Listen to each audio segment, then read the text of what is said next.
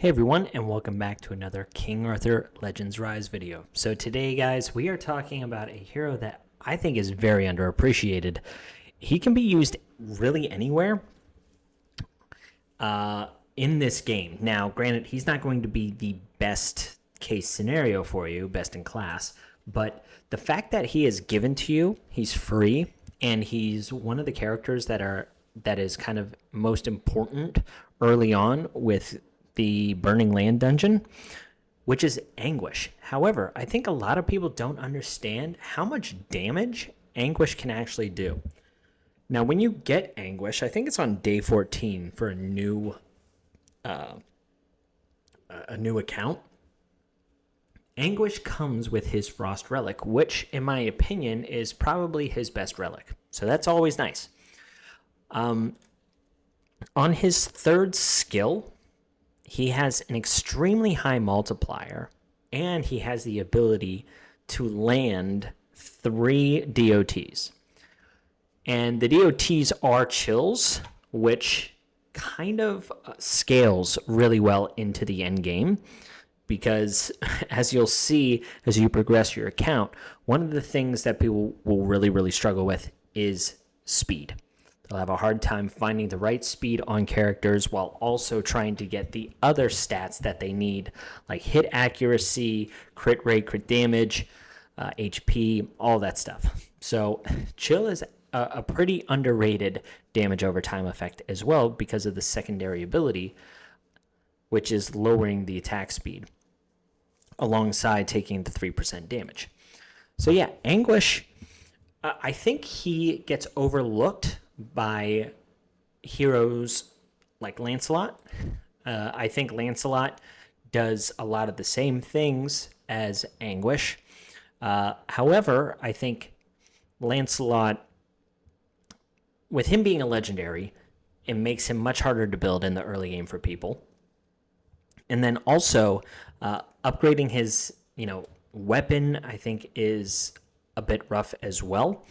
And he can't add as much DOT as Anguish. Now, the more copies of Lancelot you get, the better he becomes in regards to Anguish.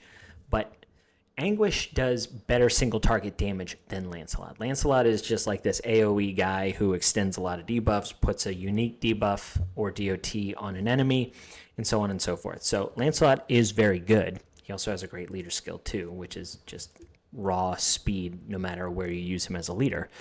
But he is legendary, and Anguish you get for free, so you might not pull Lancelot for a very long time, let alone multiple copies. And then the other hero that he kind of gets overlooked by is Rosier, which I think she's also very good. However, you need to pull Rosier's Flame Relic for them to be comparable. If you are comparing Anguish versus Rosier on the base form, I think Anguish is better.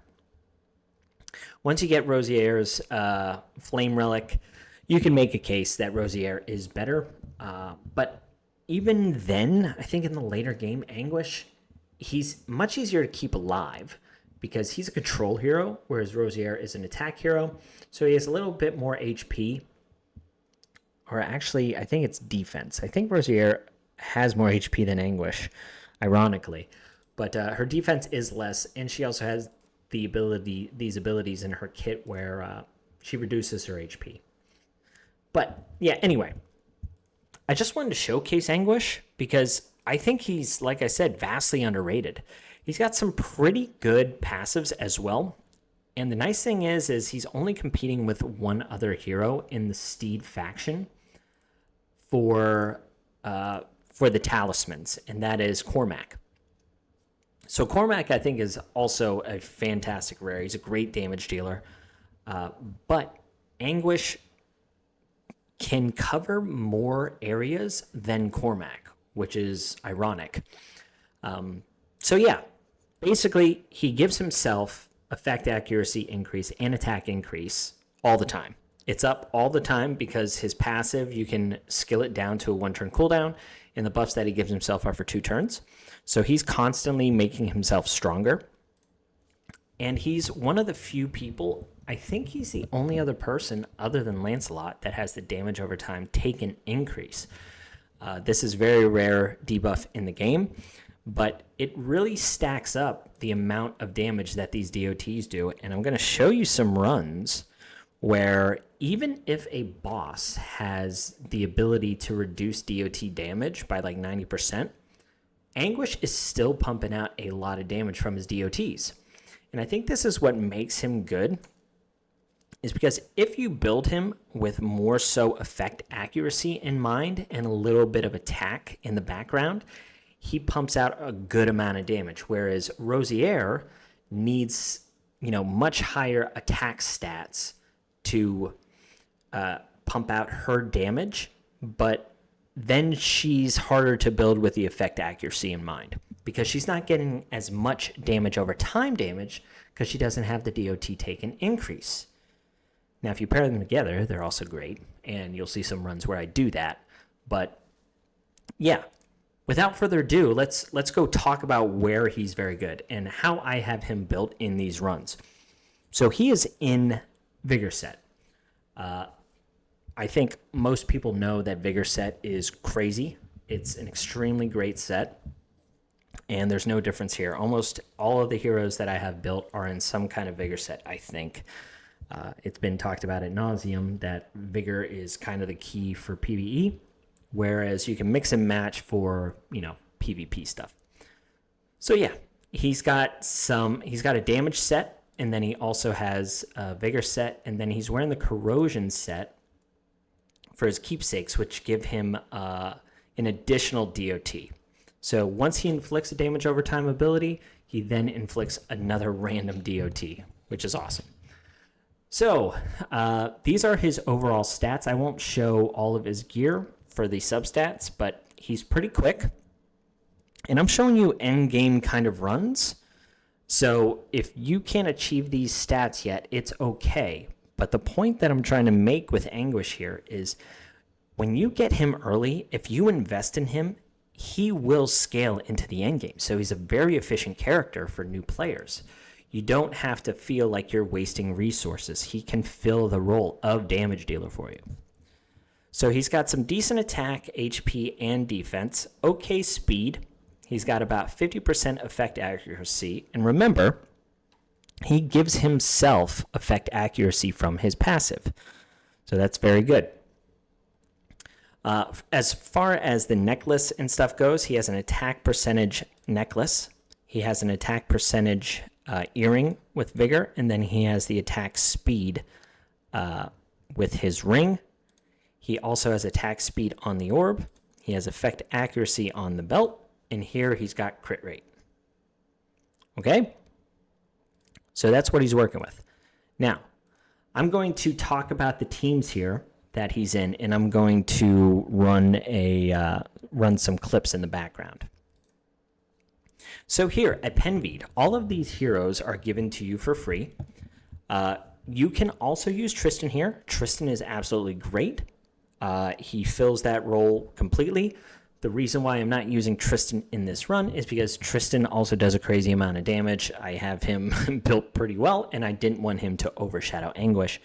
The whole point of this clip is to just show you how well Anguish does in the damage dealing role. So even though his damage over time can do a lot of damage, just his raw percentage of damage is very good. And my Anguish doesn't even have a level 60 relic. This is all level 50. So at level 60, I mean, he's going to be pumping out even more damage. I don't have things awakened either, so there's still room here to grow. Morgan's reducing the turn meter, all of those normal things. K is in there for the multi-hitter to get the shield down, and then Anguish is in there just to clean up. So, yeah, this team, like I said, all free heroes given to you within the first 2 weeks of the account, and you're just cruising along. So, Anguish is a great option here for your damage dealer in Plane of Beasts. So next up, we have Gorgos. Gorgos, this is what he was meant for. The damage over time stuff is just how you kill Gorgos. It is what it is. We're using three rare heroes and an uncommon. I'm showing the presets and all that stuff. So if you're wondering what the auto team looks like, I'm trying to put that up and show it at least for a small amount of time with the clips.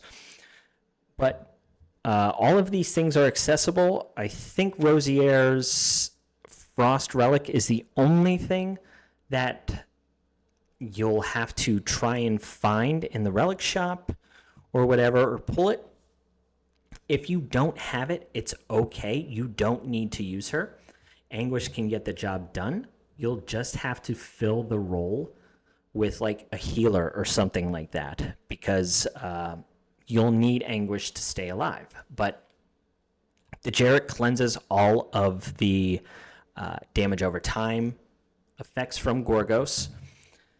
And you just want to run your other heroes in Vigor. Rosiere is not in Vigor set, but everyone else is. You just want to make sure that you have 3 Vigor so Anguish can end up always doing his 3rd skill. If you do get the 3rd skill off from Rosiere, that's also amazing, because she is then also increasing the damage over time abilities, so you're going to kill Gorgos even faster. But yeah, like this team, again, this is probably his most known location in the game to be used, but we're going to show even more runs where he's your main guy. Now, this one I think is a bit of a surprise to people, but Frozen Plain 10, Aldry for your Relic XP. This is a boss that has the damage over time taken decreased by 90% and is for the entire battle. Also, this team, we're not bringing anyone that has recovery disruption, right? So no healing disruption. We're going to let the bear sleep. And this is a bit of a longer run because the bear will get 1 sleep off. However, the thing is with enough time, you're going to have so much damage over time effects on the boss with increased durations from Rosiere, increasing the amount of times that they're going to blip off so they don't fall off as much. It'll eventually catch up to the bear and he won't be able to sleep it off per se.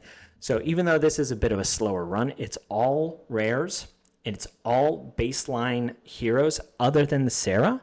But Sarah's Frost Relic you can get in the adventure mode, but you can certainly use the Wind Relic here. The thing is just my Frost Relic is level 50, where the Wind Relic is level 30, and I just didn't know if she would survive or not. So I just used, a better relic. But I'm still just using her baseline attack and things like that to increase the vigor so Anguish and Rosiere can do their thing. But yeah, I think this is one of the levels that people wouldn't expect Anguish to be good in, because the damage over time taken decrease, as well as him, like, if he doesn't have the heal disruption or things like that, they just might have thought that he was a lost cause here, but he's not. He pumps out great damage, and the damage over time eventually ends up killing the bear. So again, just another case of people sleeping on him. So I actually didn't even try Shrine of Storms. So I don't know if he can be used here or not. He's a weak affinity. A lot of this stuff is killing this cat as fast as you can with a bunch of like raw damage, or pushing back the attack gauge bar of him. So you need a lot of speed and things like that. So sadly, I don't think he works here, but that's okay, because wouldn't you know it, he's also good in Nest of Jeskelheg. I know. So I've talked about the dynamic duo here, which is Morgan and Sergius with his Flame Relic. And the same holds true here. You can't really push back the dragon's turn meter, which is why we're using Morgan in her Frost Relic. Now, if you don't have Morgan's Frost Relic, this still will work. However, it will not be consistent. The reason why is because you're very dependent on Sarah's passive ability to put up the buff disruption on the boss, and if it timed correctly after the first wave. So if you didn't get lucky with that, maybe you killed, the dragons too quickly or whatever, and you just got out of sync, you will have a failed run. That's why I brought the Frost Relic. Morgan is just for the buff removals, If the boss gets too many buffs on him, you will lose. But the Sergius and the Morgan, they are keeping the first wave at bay, with the turn meter allowing you to eventually kill the dragons without suffering too much damage. And then it's basically just Sergius and Anguish in the boss fight with, some of the damage amplification from Morgan. And then everyone knows what Sarah does in this dungeon. But yeah, I don't think a lot of people knew that Anguish can actually be your main damage dealer in Jeskelheg. So for this dungeon, Anguish, again, is great. This boss does not have any mitigation to damage over time. The tougher part is actually getting through the wave, the first part of the wave. I am using Wind Relic Morgan here. If you don't have that, this dungeon does get a little tougher. There is no attack gauge reduction. I don't know if Morgan can survive or not. I don't believe that the little dragons on the first wave have... yes, so the dragons on the first wave, you can reduce their attack gauge. So Fire Morgan probably works here because you only need her to get to that, past that point, and then put up maybe some damage dealing ability on Ophelia before she kills her. But with Bodwin and Turin there, she actually might survive. I don't know. I was using her here just to keep the whole team in sync, just in case someone did have Wind Morgan. This team will work perfectly fine. But again, Anguish just pumping out a ton of damage that a lot of people probably didn't expect him to do. But he can clear stage 10 of this dungeon without any fancy legendaries. You don't need Guinevere. That's usually someone that you recommend. But this dungeon is kind of pointless to farm anyway. But yeah, Anguish.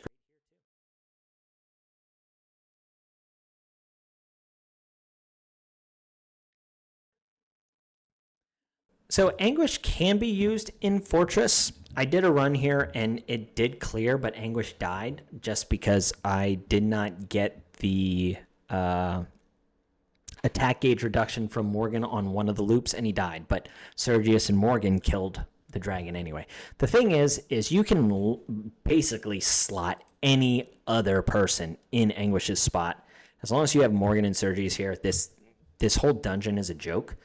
You're much better off putting a Tristan or a Kay in this spot, in all honesty, just because this boss doesn't have any, he can't take any damage from DOT. So you're really at a disadvantage here using this hero, Anguish, in his Frost Relic. At this point, you're better off using anybody else. But he can do it. It's just, it'll take much longer, and it's probably not worth your time to even try him there. And he's not very good here. I tried him in his Flame Relic. I'm trying to find a team that isn't like this, or with Fire Relic Anya, but this dungeon's obviously giving me a little bit of trouble right now. He's also fantastic in Clan Raid. We don't have that going on right now, but any Gorgo stage, great. Also, any of the stages that I just showed you here, he's going to do well in. The Plane of Beasts, I think he's a little bit better because the damage over time reduction in really higher stages of the Guild Raid with Aldry, I don't think he's going to be able to get the job done. He can do a decent amount of work in Forbidden Dungeon against some of the bosses that don't have damage over time immunity. Anything with the reduced damage taken, he's certainly going to be a decent one, especially if it is a boss stage. So if they have the immunity, don't use him. If they have the damage over time taken decrease, he's going to be a threat. So for Steed's favor, yeah, he can certainly get you to stage 10. I think a lot of this is really just going to depend on if you have Vivian. She's a great healer. But if if you don't have Vivian, you might have to use this other terrible uncommon that heals. But you could also just brute force it, maybe. I don't know. that's going to be something that people will have to test out. Maybe you can just kill this boss with damage over time, but this is the team that I was using, and it's a pretty easy clear. Cormac paired with him as well to help get through the waves quickly is just something that's really nice. So yeah, really great in the favorite dungeons as well.